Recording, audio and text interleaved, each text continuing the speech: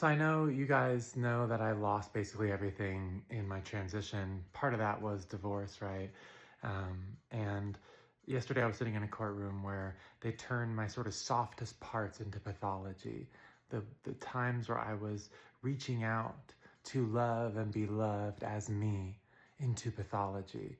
And actually, I'm getting into the mechanics of rhythmic coherence and consciousness, but I want to show you guys something first. I have it right here. I have a chart that I wrote. I put this up on the wall because I didn't know how to communicate with people who didn't know how to communicate with me, right? Like they could not see me, and I was trying to communicate something that was like deep in my presence underneath, right?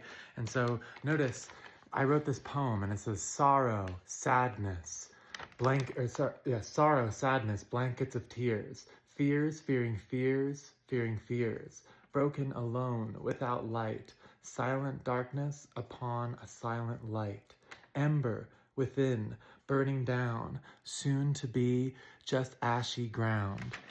And then over here it says, realized I've never really received love on true self, always desperately trying to be seen or receive love. Now I have a chance. And then it says, I have a chance to be me.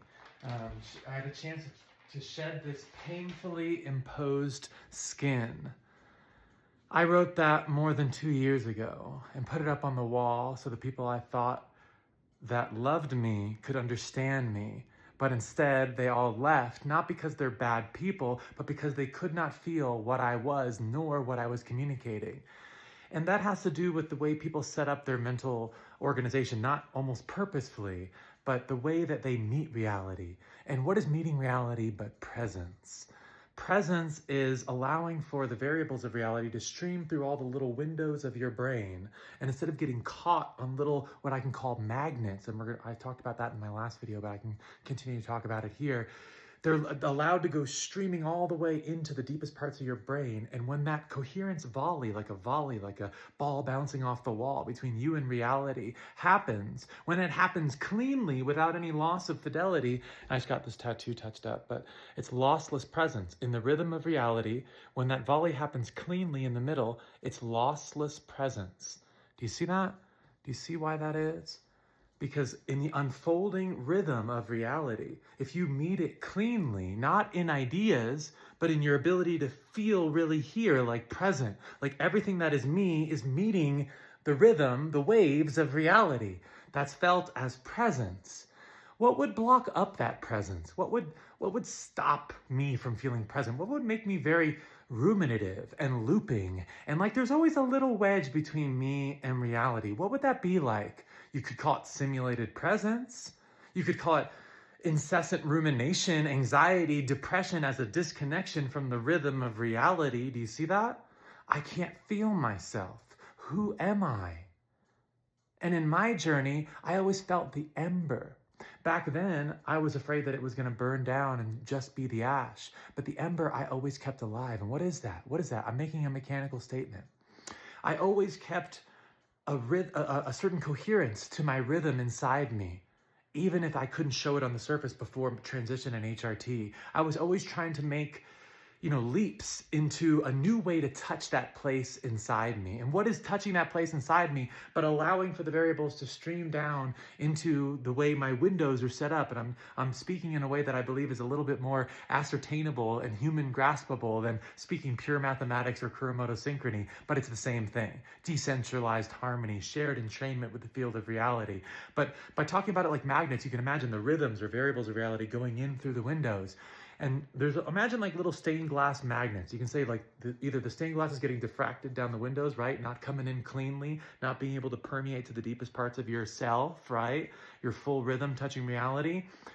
But instead, there's like these little magnets or like colored glass things that exist on the side of the windows that keep pulling. It's like, ugh, like I want to pull it this way. Like let's say you had to do a really crappy financial document or something like that, and you did it for 6 hours all day, or you had to study for an exam and you did it for 6 hours all day. Your brain would have activated. It says, no reality, I'm going to sit and study outside. So I'm not going to listen to the birds and the blah, blah, blah, and the blah. I'm going to focus on this and focus and focus. And so what that does is it's saying the pathways that are activated are going to be magnetized down these certain rows of windows and allow for those magnets to pull that attention. That's a natural process of the brain. That can be part of rhythm. The problem comes in, like Plato mentioned so many thousands of years ago, when that process becomes sort of hijacked within its own self. In other words, when symbolic recursion takes the magnets and says, reality is not meeting the rhythm. Reality is putting a little wedge there. It's like, let me put another box on it. Let me put another definition on it. Let me put another theory on it before I actually need it. The difference is describing coherence versus executing it. And when we bring it back to the windows, describing coherence would be, when reality hits me, I'm going to say, oh, that must be because of quantum physics. That must be because of the psychological properties I learned when I was an undergrad. Not letting reality hit me cleanly and then putting a label on it. If you need to, I'm going to put a label on it before it even hits me all the way down. So then you can imagine there's like when someone's having like a bad psychedelic trip, the magnets are already shuffled because of the perturbation of normal consciousness, that the normal ways the windows and magnets are set up in your consciousness. You take in a psychedelic and now you're having a bad trip. What is that? Just a really good example to show you what's happening normally in your normal life. In other words, the magnets get so strong down a certain path of focus that you start looping in rumination. Oh no, they're gonna call my parents, the cops are called, or whatever it is, like everyone's had like a teenage shroom trip like that. They're calling the cops or whatever, and then you're freaking out. And like one time I like laid in my like bed and like said, oh, the ambulance is coming, my parents know, and my brain just kept going like, and what is that? But the magnets bringing all the stream of reality that's always there. The stream of reality didn't get stopped. It's just that my ability to enter into shared entrainment in that volley became truncated down the certain sets of magnets that are now pulling, and then you can create that loop. So you can get stuck in what I call an operator layer. And when I was a teenager, I would start to notice the parts in my brain. I call it flags back then. In other words, where am I not meeting reality? Where does my brain keep looping? And it's like, once you flag it, you can kind of see it. And then I'm like, hey, that's a flag over there. That's the thing that was keeping me from reality. If I let it hit me all the way, I become softer. It becomes almost like the least energetically dense way to meet reality. In other words, I'm not trying so hard to put reality in a box or put a label on it. It's just meeting me. And the part of me that comes out, just like a dancer on a dance floor, like if the music of reality is playing and it going through all my windows clearly, then I'm just dancing. I'm not like, now I'm going to do a shoulder thing. Now I'm going to do this, now I'm going to do like a head bop. And, and some people dance like that because they've never allowed themselves to meet the music fully. That's a mechanical statement about presence. It also applies to dancing and music, but it's the same thing. I really like that example because in order to let reality hit you all the way or let the music hit you all the way, you can't be a wallflower worried about like the theories about music. You just have to let the music hit you and all of a sudden you're just dancing because that's the way your body moves when all the windows are permeated all the way down at the same time. That's embodiment. That's presence. I've given you the mechanical process. I've given you what anxiety and depression are, which are just disconnections. What is the disconnection but a perturbation of the signal of reality? And the magnets themselves actually delay what reality is. And in delay, that creates almost like a redshift, a perturbation of what the self is. Because instead of the light coming cleanly through all the windows, it's got to get, ooh, that magnet, ooh, that magnet, ooh, that magnet. And that stops you from feeling yourself. Do you feel what depression is? Do you feel what identity is? Identity is not, I'm this type of person. If you put that label on after you feel it all the way down, sure. But most of the time when people say identity, they're saying, this is my job. I went to this school. I've been an attorney for this many years. I live in this area. I vote this way. These are all ideas. But who are you when you're on the dance floor? Who are you when reality meets you all the way down? That was me finding my Ember at the bottom, right? That was me. I have a chance to be seen. That was me saying, that there's this thing that's still burning inside of me that wants to meet reality, to love and be loved as me. Do you feel that? That's not a poetic statement. That's saying All that is me, all the intranodal processes, all the little windows, they are essentially set up to meet reality. They want to in their deepest yearning, not because they're little systems that carry their own anthropomorphized yearning, but the mechanical quality of decentralized harmony pulls like an attractor, like a potential oscillatory well, whatever label you want to put on it. The central organizing force of this cosmos, now to go all the way back, as above, so below, at the bottom level, at my level, ultimately inextricable field, ultimately one mind, at my level, as I perceive it in the human texture of it, of this rhythm, right? To love and be loved as me. Love as the ultimate, continuity force that is continuity through all those rhythms within rhythms. Love is the force of experiential texture that pulls into coherence the previously disassembled rhythms, right? And nothing is truly disassembled because at the highest level of total cymatic possibility and reality, like at the highest level of organization of this cosmos, that's like the bottom of the potential oscillatory well. In other words, everything wants to move down like a penny at one of those mall things where all the pennies go down to the bottom. Mechanically, they want to go down to the state that you could call the least energetically dense way to arrange across a self-similar system. Those are a lot of big words to say, meeting reality cleanly, without the little extra delay. We've already talked about what that delay is in the brain, what it looks like, what it feels like. So now we're taking that same scale invariant property and saying, to love and be loved as me, again, not poetic, not narrative identity personal in that way, but the rhythm that is me, that is ultimately inextricable from the rhythm of reality, wants to meet that rhythm in phase coherence, like when the waves come together like a DJ. Do you see that? That's to love and be loved as me. That's the experiential texture of that mechanical synchrony. At the highest level of that mechanical synchrony, the experiential texture could be, as far as we can say, in a poetic way, the one became many so that I may know myself as one, you could say, right? And I saw that post today. I'm like, oh my God, that's what I say. I've been saying it for 10 years in my visions and stuff. And I saw someone post, the one became many so that I may know myself as one. And that's just a little addition to what I'm saying. And they might have made it a little bit different. May remember myself as one, or remember the one, or something like that. But either way, it's the same principle. You can feel the organization underneath that. That as the rhythms of reality unfold, I need relation to know myself, to remember myself, to love myself. Love as a decentralized organizing force, not love as, ooh, a little poem or lovey-dovey or whatever you want to say. Love as a mechanical shared entrainment with all that is, right? The ultimate decentralizing force that in mechanics you can say is at the bottom of a potential oscillatory well. In the mall, that's the place where the pennies fall down to the bottom. That's what love is. And so now everything is consciousness. Ready? At the bottom, when you feel it, it's to love and be loved as me. At the top, same property, just scaled, fractalized, whatever you want to say. The one became many so that it could remember itself as one, so I could know myself. At the highest level, right? And what is knowing oneself or remembering oneself as one, but bridging love as the experiential texture of where those boundaries dissolve? You've felt that. This is not an idea. This is not a philosophy. You've felt that. Maybe it was watching your baby be born. Maybe it was making love. Maybe it was dancing at Burning Man. Maybe it was getting to the top of a mountain. Maybe it was driving your motorcycle really, really fast. At the bottom, it's all love. When you meet the experience cleanly and there's no separation and time seems to go on instantly forever, right?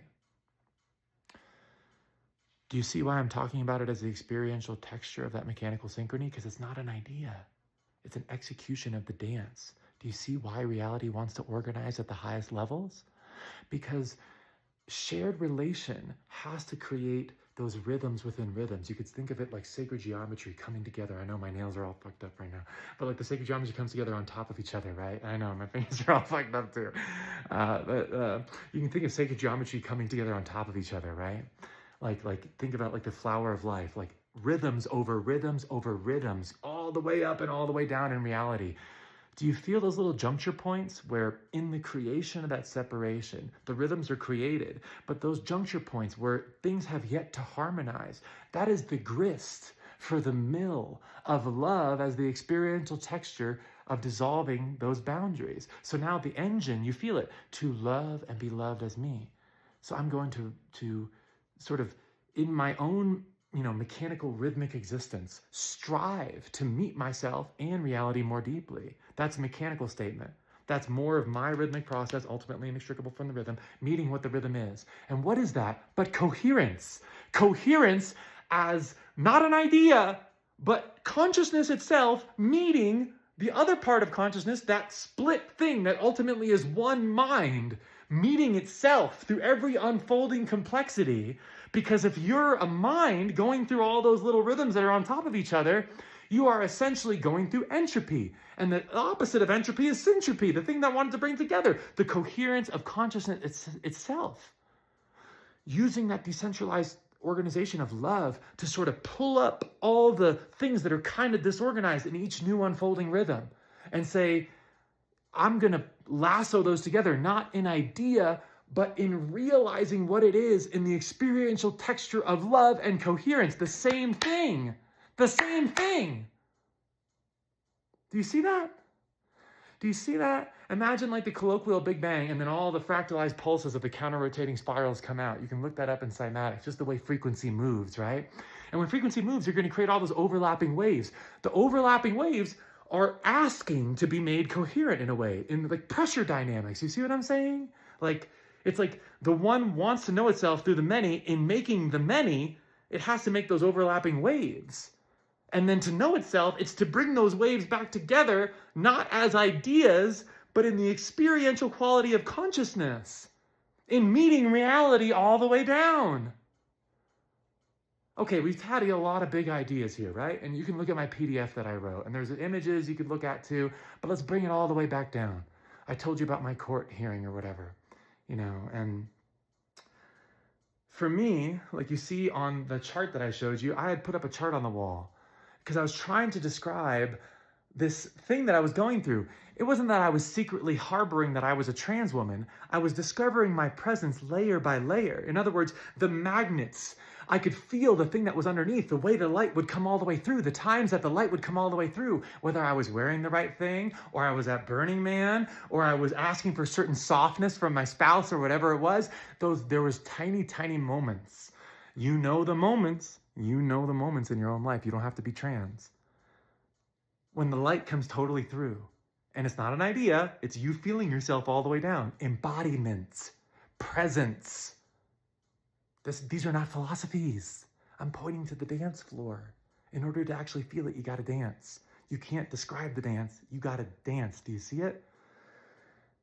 And so I was in an environment where every conversation that was trying to get the light all the way through, in other words, hey, can we open up about this, about who I am, my softness, at a time where I called myself non-binary, or I called myself a soft bottom, or these were all desperate attempts.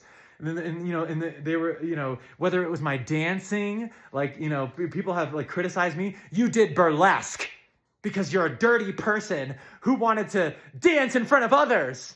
And I'm like, those were maybe the only time I danced to the girliest songs, like wearing the girliest clothes. And there was some of the only times I really began to feel myself. Do you see how one paradigm wants to put everything between us versus them, and the other one pulses with that we? That decentralized organizing force that you already know is right there in your own heart.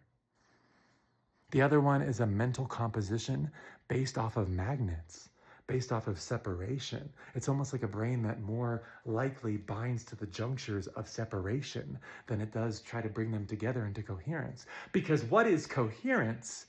What is standing more, like Terence McKenna said, within a psychedelic experience, but under the perturbation of all the different pressures of reality, where all the different windows are trying to maintain coherence through all the ways the variables and pressures of reality are hitting you. The magnets really want to pull you into those loops and those self-ruminative anxieties and depressions and disconnection. But if you can let the light all the way through, if you can remain dancing on the dance floor as yourself, no matter what the pressure is, that is sovereignty. That is coherence. And those are just words, but what did it mean for me? It saved my life. It saved my life as a trans woman. Why? Because I couldn't feel myself before. And now it was going like from breathing through a straw, all the magnets and the windows were all fucked up and looping and control, in their own self-control loops, because I was trying to meet an environment that could not meet me, and they could never even see what was me on the inside.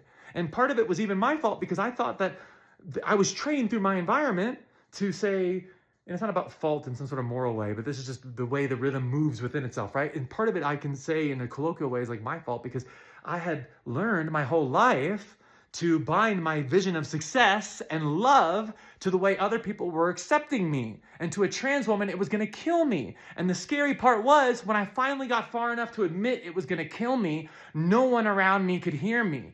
They were taking the things like my burlesque and, whatever, me trying to reach out with my dress. Like they said, oh, how could you wear that to the dinner or whatever? And I'm like, I remember telling my father at the time, what do you think I'd look beautiful in? And that really fucked him up, right? That really pissed him off. And what did I mean to say? To love and be loved as me. Not to take more of the pie. That wouldn't be decentralized harmony. That wouldn't be the one meeting itself. It would have to be each little piece of the one, like each cell in an ultimately inextricable body working together, wouldn't it? Wouldn't that be like decentralized harmony? Wouldn't that be like the bird murmurations that fly together? Wouldn't that be like the metronomes that all sync up together?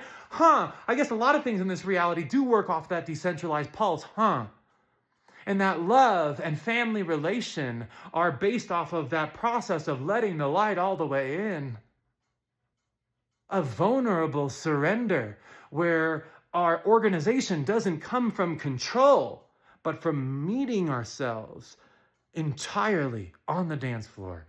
Decentralized harmony as me seeing myself through seeing you all the way down, and vice versa. Because reality doesn't resolve in syntax. It resolves in the synchrony of what is consciousness. And consciousness doesn't want to do it just because, but because love is the ultimate decentralized force. Coherence and love are two sides of the same thing, two labels for the same process of decentralized organization. So in other words, coherence, presence, is all of me meeting reality all the way down. That's like a dancer on a dance floor doing the whole dance without stopping, right? Like just letting reality, if my dance is a booty shake, do the booty shake, right? If my dance is the booty shake, do the booty shake. If my dance is the shoulder roll, do the shoulder roll. But don't force it. Do whatever is your dance, right? Your dance. And the only way you know it is not because your dad told you, or your job told you, or your country told you, or your politics told you, or the TV told you, but because that's what you feel when you let reality all the way in. When the variables and rhythms of reality go through all the windows without the magnets pulling them, you know what the magnets feel like, you know what rumination is like, you know what anxiety is like, you know those moments of synchrony when the light gets all the way through. And that's what led me to finally realize who I was. Because I didn't know it in construction, I knew it in presence. And when you're dancing on the dance floor, someone's like, are you really sure you're trans? And I'm like, do you see my ass shaking? Like, do you see my ass shaking? Like, really? Do you? Because it's shaking. I don't need another proof. I don't need another proof because you're in the synchrony. All you say is, of course, of course, of course. And now that you feel that, how many people have lived this life without having that clear coherence volley come all the way back in? And they harden, and they freeze up, and they numb. And that's just what we got to do because it's a dog-eat-dog world out there, and everything's out to get you. And do you hear the magnets? Do you hear the magnets? They're so strong. And a person who says that, do you know what they feel inside? Total disconnection. It's not that they're bad. Plato didn't say that people are in the cave because they were below, that the observation layer of consciousness was somehow below direct participation in the dance. That's just what the observation layer says because it's always trying to classify us versus them and who's better than who. And do you hear what it does? There's only one way to actually get on the dance floor, and that's to let reality hit you. Don't put another label on it. Don't say, this reminds me of quantum physics. Don't say, this reminds me of a psychological, that reminds me of Carl Jung. Didn't he say something similar? You're just going to put another little wedge between you and the dance floor. You're not going to meet reality cleanly because reality is not ideas. Reality is rhythm and timing and your ability to meet it. That's why it's rhythm and timing. Do you see that? You're only going to see it once you start dancing, or else you're going to call it, I don't know if I agree with that empirical evidence. Do you see that? What do you mean? Can you eat that? Are you going to eat the white paper? You know what I mean? The map is not the territory. The territory is love as the experiential texture of consciousness trying to maintain coherence as a continuity function across all those unfolding rhythms. The rhythms naturally multiply. The one became many so that I may know myself. And the thing that's literally like the gravitational attractor that literally pulls, you know what I mean? Like the pressure dynamics that actually pulls reality into coherence is the experiential texture of consciousness at every level trying to meet itself coherently. Get that? All right. We said a lot. You got a lot. You know how it relates to my personal life. I've said it at the highest levels. I've said it at the lowest levels. I've talked about the bird murmurations and the metronomes. We've talked about a lot. But you know what? You know what it all comes down to? Love. Feeling each other and ourselves all the way down. To love and be loved as me. The one became many so that I may know myself, or the one became many to remember itself as one. I like that. That's why I read that today on Facebook randomly, and I've been saying that, like I said, for over 10 years, like in visions and stuff and songs. I have old songs that say that. But yeah, I'm going to talk a lot about it. Go to my website, thesunraytransmission.com, and you'll see I have like a PDF there. Maybe if your brain gets this a little bit better, the PDF's there too if you want to look at it. I got cool pictures there too that may be better there too. But in the end, let me end with this. Even the people who wronged me, even the people who didn't realize that I was unable to breathe and now I'm breathing like it's like the most sacred thing in my life, that I was always telling the truth, that I was trying to scream out from underneath the layers to love and be loved as me while I was being exercised from my family, pathologized, pressured in every way, shape, and form. I still don't wish any ill because it's just the rhythm of reality. It's just the way the rhythms come together. And the parts that are dissonant are just asking to be loved again, asking to be felt again, asking to be wrapped again in that deepest love blanket that organizes at the bottom layer. Seeing yourself and seeing each other without delay, without the buffer, without the magnets pulling. My name is Ember. It was good to dance this dance with love with you.